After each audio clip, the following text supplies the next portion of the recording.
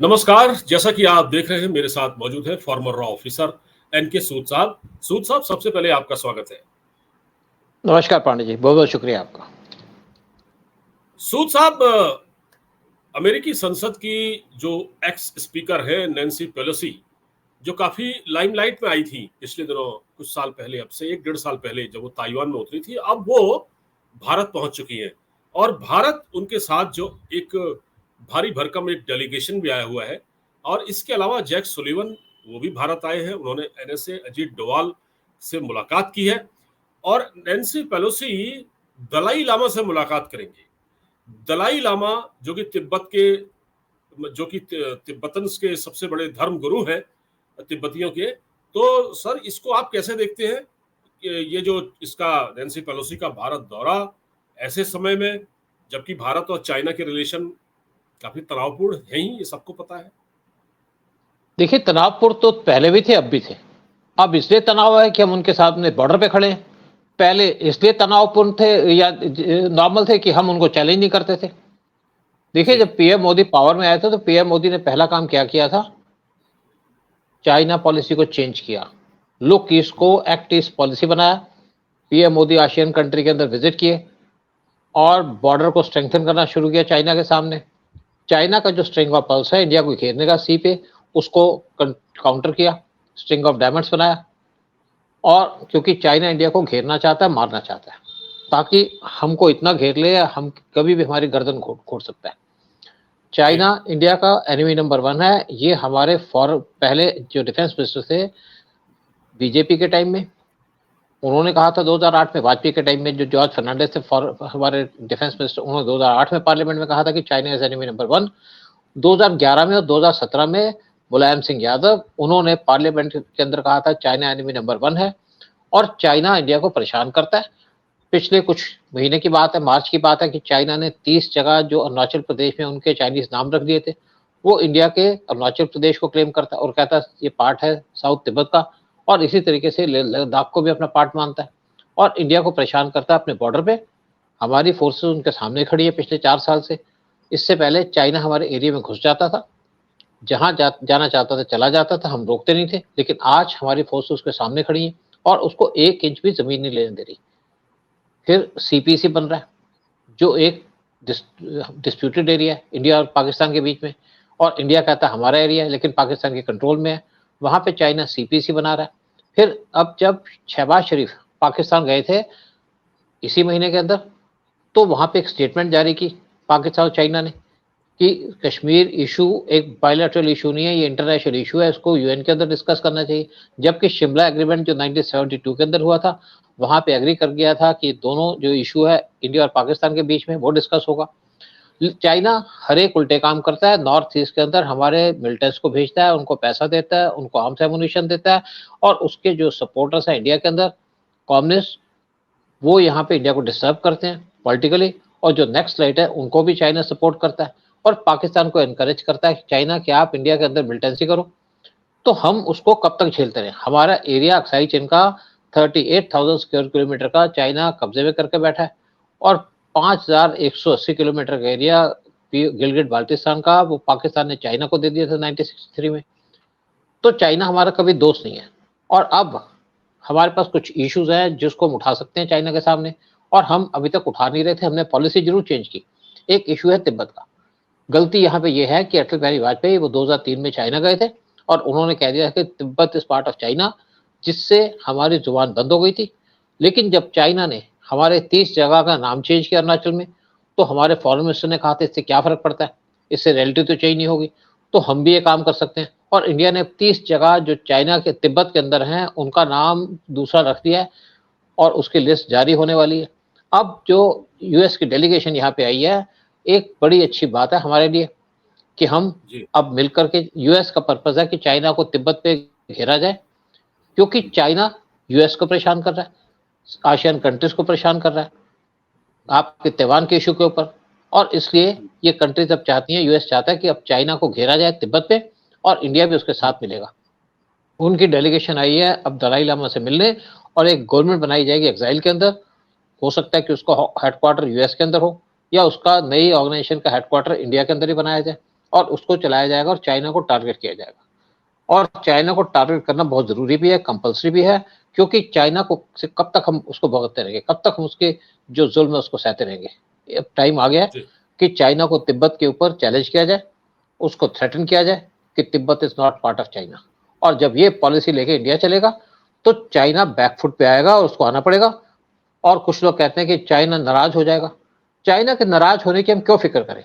हमने बॉर्डर पे जब फोर्सेस खड़ी की तब भी चाइना नाराज हुआ, जब हमने चाइना को रोका तब भी नाराज हुआ, जब चाइना का सी पे कंट्रोल करने की बात थी तो हमने उसको चैलेंज किया तो भी चाइना नाराज हुआ।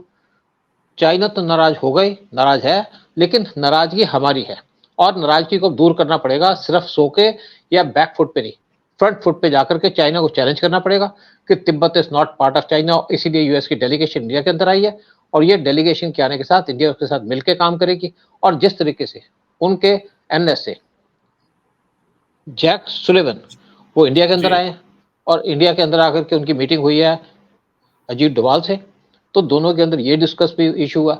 और ये इशू तब रेस हुआ जब निखिल गुप्ता, जिसके ऊपर चाय लगा था कि उसने पन्नू को मारने की कोशिश की इंडिया के रॉ के कहने पे, और ये यूएस के अंदर उनके पहुंचने के 2 दिन के बाद ये उनके एनएसए इंडिया पहुंच गए। तो अजीत डोभाल ने उनसे बात भी की है। एक तरफ तो आप हमको चैलेंज करने की कोशिश करते हो, बगैर इशू के इशू उठाते हो, और दूसरी तरफ आप हमारी हेल्प मांगते हो। यूएस को इंडिया की जरूरत है चाइना को काउंटर करने के लिए, और इंडिया को यूएस की मदद चाहिए, क्योंकि यूएस को चाइना को इंडिया फ्रंट फेस कर रहा है हमारे बॉर्डर पे, सी पे। अगर हम आज नहीं जागेंगे तो कब जागेंगे?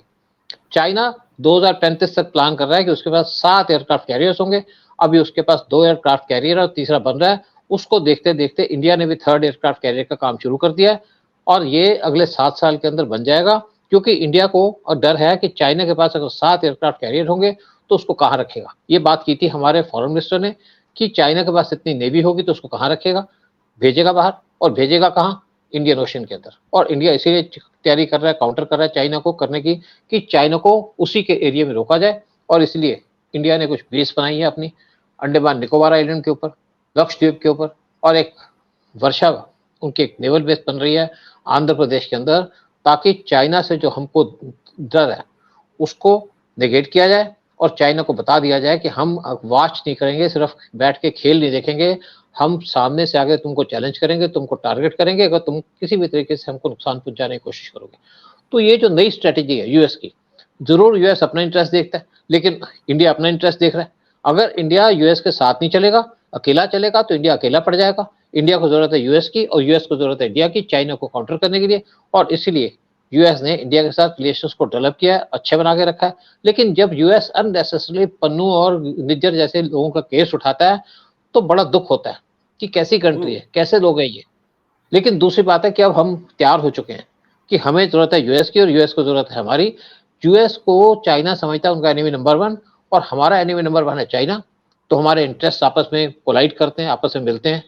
तो इसीलिए हम यूएस के साथ मिलकर के अब तिब्बत का इशू उठाएंगे और चाइना को काउंटर करेंगे। चाइना को सबक सिखाने की जरूरत है।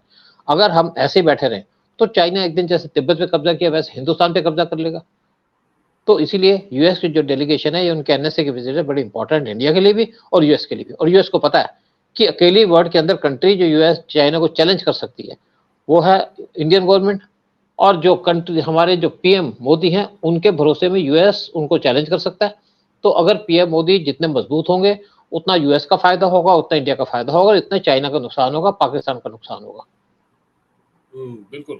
और वैसे तो अभी अभी कुछ समय पहले अमेरिका की जो संसद है उसमें तिब्बत को लेकर एक बिल भी पास हुआ है। तो अमेरिका तो जी वाकई इस मामले में बहुत सिंसियर लगता है कि वो कोई उस तिब्बत देखिए के कोई आवाज उठाए ना उठाए, लेकिन अमेरिका लगा हुआ है इस पर कि किसी भी तरह से दे, इस पर कोई काम देखिए शुरू हो। देखिए पांडे साहब, यूएस की बड़ी भारी गलती है। इंडिया ने जी यूएस से कहा था कि आप चाइना की तरफ देखो, चाइना इस वर्ल्ड को डिस्टर्ब करना चाह रहा है। लेकिन जो बाइडेन ने टारगेट कर दिया रशिया को, यूक्रेन वार स्टार्ट कर दिया, इससे सारे वर्ल्ड की अटेंशन उस तरफ चली गई और चाइना को मौका मिल गया। और चाइना इस मौके की तलाश में था। अब यूएस को अपने जो एयरक्राफ्ट कैरियर्स हैं वो भेजने पड़ेंगे साउथ चाइना सी में, चाइना को काउंटर करने के लिए, क्योंकि चाइना इस टाइप पे बड़ा ऑफेंसिव हो रहा है अगेंस्ट ताइवान। और अगर चाइना ने ताइवान पे कब्जा कर दिया तो यूएस के लिए मुश्किल हो जाएगा। यूएस के एक बेस है क्वाम के अंदर, वहां पे यूएस की बड़ी एक्टिविटी चल रही है, वहां पे ट्रेनिंग चल रही है कि कैसे यूएस को चैलेंज किया जाए। चाइना ने भी अपना एक एयरक्राफ्ट, एक शिप, उसको सी पे उतारा, जिसके ऊपर हेलीकॉप्टर्स भी हैं, और वो शिप वहां पे आर्म्स आर्मी को डिप्लॉय कर सकता है बहुत जल्दी, अगर उसको जरूरत पड़ती है ताइवान के अंदर अपनी आर्मी भेजने की। तो अमेरिका इसको भी वॉच कर रहा है, और अमेरिका इससे भी डिस्टर्ब है कि यूएस का थर्ड एयरक्राफ्ट कैरियर बहुत जल्दी एक्टिव होने वाला है, और इंडिया को इस चीज की चिंता है। तो देखो, अगर यूएस ने चाइना की तरफ ध्यान दिया होता, रशिया को इग्नोर किया होता, तो आज चाइना इतना पावरफुल ना होता, और चाइना से इतना डर ना होता। लेकिन यूएस की गलती की वजह से क्वाड भी कमजोर हो गया, और चाइना को टाइम मिल गया अपने आप को प्रिपेयर करने का, अपने आप को ऑफेंसिव बनाने का ताइवान के खिलाफ। अब यूएस को लगा कि चाइना तो ताइवान पे कब्जा कर लेगा, और वो कहते हैं कि 2027 के अंदर चाइना ताइवान पे अटैक कर देगा, उससे पहले भी अटैक कर सकता है। तो यूएस को तैयारी करनी चाहिए, और अब यूएस जागा है बहुत देर के बाद, गहरी नींद में था कि हमें पाकिस्तान, अब चाइना को चैलेंज करना चाहिए तिब्बत के ऊपर, और इंडिया तो इसका इंतजार कर ही रहा था। पीएम मोदी इंतजार कर रहे थे थर्ड टेन्योर का, कि थर्ड टेन्योर में आऊंगा और फिर चाइना को चैलेंज करूंगा, और उन्होंने पहले ही 30 जगह के नाम बना के रखे थे जो चाइना के तिब्बत के जो तिब्बत के हैं और चाइना के कंट्रोल में, उसका नाम चेंज करने के लिए, ताकि चाइना को चैलेंज किया जाए। चाइना जो फ्रंट फुट पे खेल रहा है उसको बैक फुट पे लाया जाए, और यही काम पीएम मोदी ने किया था 2017 में, जब यहाँ इनको रोका था भूटान के बॉर्डर के ऊपर। और 2020 में भी पीएम मोदी ने चाइना को रोका बॉर्डर पे, और 2-4 साल से हमारा स्टैंड ऑफ चल रहा है, और जबकि हम ट्रेड पूरी कर रहे हैं चाइना के साथ, लेकिन इंडिया कोशिश कर रहा है कि कैसे चाइना को दबाया जाए, कैसे चाइना को कंट्रोल किया जाए। और ये पहला बार मौका मिला है तिब्बत का इशू उठाया, कि जब यूएस ने इशू उठाया, और हम भी उस इशू के ऊपर सपोर्ट कर रहे हैं यूएस को, कि चाइना की जो तिब्बत पॉलिसी है या चाइना की वन चाइना पॉलिसी है, उसको चैलेंज किया जाए और तिब्बत को चाइना से छुड़वाया जाए। अगर तिब्बत चाइना से छूट जाता है तो इंडिया का फायदा ये होगा कि इंडिया का जो बॉर्डर लगता है चाइना के साथ, वो बॉर्डर नहीं लगेगा, और हमारे बॉर्डर पे पीस होगी। और दूसरी बात है, जो सीपीसी है वो भी खत्म हो जाएगा। तो इंडिया इसीलिए तिब्बत के इशू को उठा रहा है, और मुझे लगता है कि इस इशू को उठाएंगे, और चाइना जब भी मौका मिलेगा तो यहाँ पे कंट्रोल भी किया जा सकता है तिब्बत के ऊपर, और उसको सेपरेट भी किया जा सकता है। हो सकता है इंटरनेशनल फोर्सेस यहाँ पे इंडिया के साथ खड़ी हो, यूएस के साथ खड़ी हो, तिब्बत को लिबरेट कराने के लिए। एक बात बताइए, अमेरिका में अभी चुनाव होने वाले हैं, हो सकता है कि डोनाल्ड ट्रंप की वापसी हो जाए। तो जैसा कि आपने बताया कि जो अमेरिका की गलती है, इसकी वजह से यूक्रेन रशिया वार हुआ और चीन के हौसले बुलंद हो गए। तो अब अगर जी डोनाल्ड ट्रंप आते हैं अमेरिका की सत्ता में, या वो प्रेसिडेंट बनते हैं, तो क्या ये जो मूव है अमेरिका का, ये और ज्यादा इंटेंसिफाई होगा?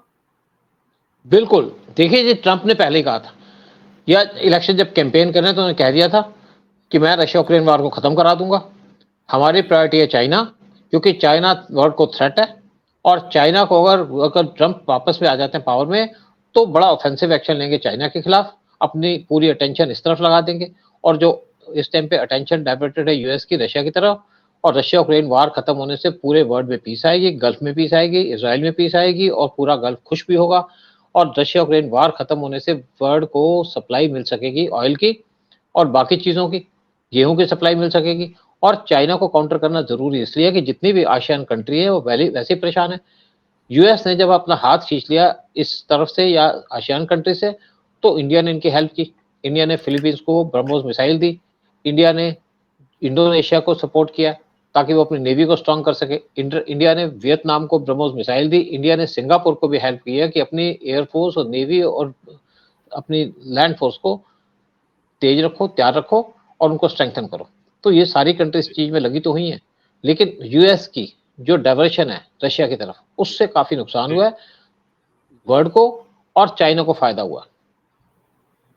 तो सर, एक अभी जब भारत में इलेक्शन हुए, तो जब प्रधानमंत्री नरेंद्र मोदी को बहुमत तो नहीं मिला, मतलब एनडीए सरकार बनी, उसके बावजूद चीन ने भारत को बधाई दी, और साथ ही ये भी कहा, उनके जो जो उनका जो माउथ पीस है ग्लोबल टाइम्स अखबार, जो उनका सरकारी अखबार, उसमें उन्होंने कहा कि हम भारत के साथ बेहतर रिश्ते चाहते हैं।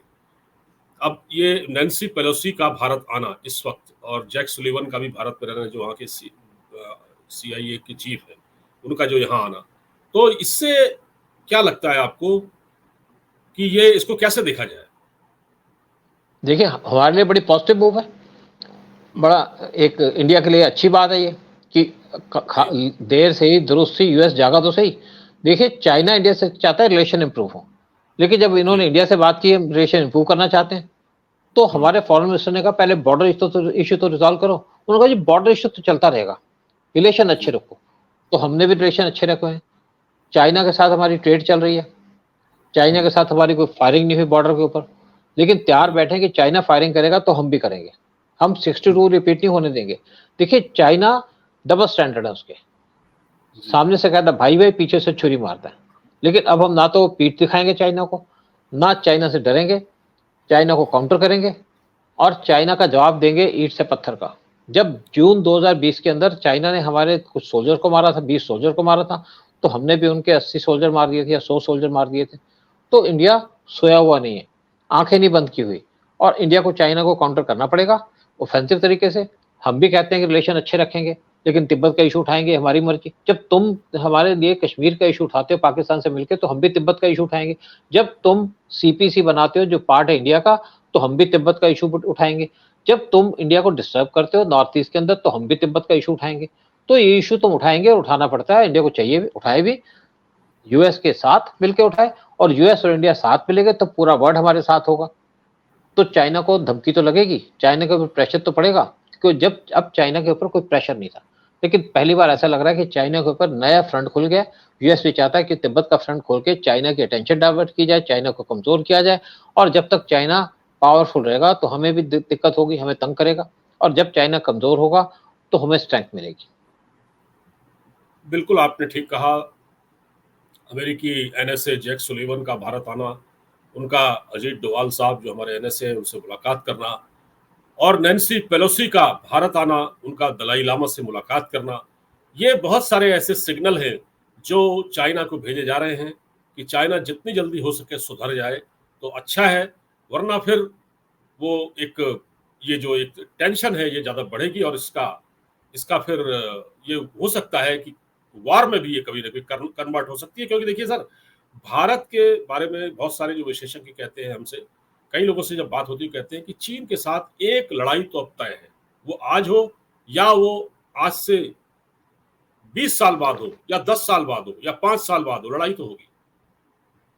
देखिए लड़ाई तब होगी, देखिए लड़ाई तब होगी जब हम कमजोर रहेंगे। अगर हम तैयारी करके बैठेंगे, जैसे China 7 aircraft carrier, 3 aircraft carrier बना चुका है, हमारे पास 2 हैं, हमने 3rd एयरक्राफ्ट कैरियर की स्टार्टिंग कर दी है, और हम यहाँ पे बेसिस बना रहे हैं, सी के अंदर बेसिस बना रहे हैं, फिर जो वर्ल्ड के अंदर उनकी जगह है, पोर्ट्स है, वहां पे बेसिस बना रहे हैं। इंडोनेशिया ने अपना सबांग पोर्ट इंडिया को दिया कि आप यहाँ पे बेस बनाओ, और अगर इंडिया वहां पे बेस बनाता है, क्योंकि जो इंडोनेशिया की नेवी बहुत कमजोर है, उसके पास पुराने शिप्स हैं, अगर इंडोनेशिया में सबांग पोर्ट पे इंडिया की बेस बनती है तो हम मलक्का स्टेट को दोनों तरफ से रोक सकते हैं, क्योंकि हमारी अंडमान निकोबार आइलैंड पे बेस है, तो हम चाइना को उसके अंदर ही रोक सकते हैं। और इंडिया ने अपने वारशिप भेजे हैं पहली बार साउथ चाइना सी में, चाइना को सबक सिखाने के लिए, बताने के लिए। हम सिर्फ यहाँ देख नहीं रहे, हम बैठे हैं और तुमको वॉच कर रहे हैं, तुम्हारे घर में घुस के मारेंगे। देखिए लड़ाई तब रुकती है जब आप स्ट्रांग होते हो, और लड़ाई तब होती है जब आप कमजोर होते हो। 62 में हमने चाइना को ध्यान नहीं दिया, इग्नोरेंस की, तो चाइना ने अटैक कर दिया। जब 2020 के अंदर चाइना की फोर्सेस इंडियन बॉर्डर में घुसने लगी, तो हमारी फोर्सेस सामने खड़ी हो गई, तो चाइना की हिम्मत नहीं हुई, तो हमने उनको रोक दिया, और वहां पे रुके हुए हैं 4 साल से। चाइना कहता है कि आप हमारे पीएलए को कि वाल तोड़ के दिखाओ। हमने कहा हमें क्या जरूरत है, तुम्हारे में हिम्मत है तो हमारी वाल तोड़ के बताओ। जब तवांग के अंदर चाइनीज फोर्सेस घुस गई थी आज से 1 साल पहले, तो हमने उनके 100 पीएलए को बंदी बना लिया था, और उसके बाद 2 दिन के बाद छोड़ा, जब चाइनीज के और इंडियन के सीनियर ऑफिसर्स ने इंटरवीन किया, और पहले उनकी फोर्सेस हमारे तवांग के अंदर घुस जाती थी अरुणाचल प्रदेश में, और कई महीने तक वहां बैठ के जाती थी। अब उनकी हिम्मत नहीं है हमारे एरिया में घुसने की। राहुल गांधी जो कहे, रवीश कुमार जो कहे, क्योंकि ये चाइनीज एजेंट है, इनके कहने से कोई फर्क नहीं पड़ता। तो हम आज चाइना को काउंटर कर रहे हैं, चाइना के सामने खड़े हैं, चाइना को ईंट का जवाब पत्थर से दे रहे हैं। बिल्कुल सही बात है। और देखिए क्या डेवलपमेंट होते हैं आगे, ये नज़र हमारी बनी रहेगी इस यात्रा पर। जिस तरह से नैन्सी पेलोसी आई है भारत, और इस पर अब चाइना का क्या रिएक्शन होगा, इस पर भी देखना बड़ा दिलचस्प होगा। बहरहाल जो भी है, चीन को तगड़ा जवाब दिया जाएगा भारत की ओर से, अगर कोई गुस्ताखी उसकी ओर से भी। नमस्कार सर, आपने समय निकाला, बहुत बहुत धन्यवाद। जय हिंद। जय हिंद, जय भारत।